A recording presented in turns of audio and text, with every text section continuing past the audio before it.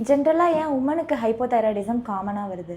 இது மென் விமென் 2 பேரையுமே அஃபெக்ட் பண்ணுற ஒரு கண்டிஷன் தான். பட் விமென்க்கு ஏன் இன்னும் ஜாஸ்தி வருது அப்படின்னு பார்த்தீங்கன்னா, ரொம்ப காமனாக இருக்குது அப்படின்னு பார்த்தீங்கன்னா, விமென்க்கு வந்து அந்த இம்யூனிட்டி பவர் அப்படிங்கிறது கொஞ்சம் ஜாஸ்தியாக இருக்கும். இது ஜென்ரலாக ஒரு நல்ல விஷயம் தான். நம்மளுக்கு எந்த விதமான இன்ஃபெக்ஷனும் வராமல் இருக்கிறதுக்கு, அதை ப்ரிவெண்ட் பண்ணுறதுக்கு இது எல்லாத்துக்குமே நல்ல விஷயம் தான். பட் இதே விஷயத்தினால பார்த்தீங்கன்னா விமென்க்கு ஜென்ரலாகவே ஆட்டோ இம்யூன் கண்டிஷன்ஸ் வர்றதுக்கான ரிஸ்க்கும் ஜாஸ்தி. ஹைப்போதைராய்டிசம் அப்படின்னு பார்த்தீங்கன்னா இதுக்கு ஒரு இம்பார்ட்டண்ட்டான காஸ் அப்படின்னு பார்த்தோம்னா ஆட்டோ இம்யூன் கண்டிஷன். அது பேர் வந்து ஹஷிமோட்டோஸ் தைராய்டைட்டிஸ்ன்னு சொல்லுவோம். இந்த காஸ் வந்து விமென்க்கு ரொம்ப ஜாஸ்தியாக இருக்கிறதுனால அவங்களுக்கு ஒரு 5 to 8 டைம்ஸ் ஜாஸ்தியாக ஹைப்போதைராய்டிசம் வர்றதுக்கான வாய்ப்புகள் நிறையவே இருக்குது. அது மட்டும் இல்லாமல் நம்மளுடைய ப்ரெக்னென்சி, அதுக்கப்புறம் ஆஃப்டர் சைல்ட் பர்த்தாக இருக்கட்டும், பெரிமெனோபாஸ், மெனோபாசல் ஸ்டேஜ், இந்த ஸ்டேஜ்லலாம் நம்மளுடைய ஹார்மோன்ஸ் வந்து ரொம்பவே ஃப்ளக்சுவேட் ஆகிட்டே இருக்கும். இதுவும் இன்னொரு இம்பார்ட்டண்ட்டான ரீசன் நம்மளுக்கு ஹைப்போதைராய்டிசம் நிறைய வர்றதுக்கு.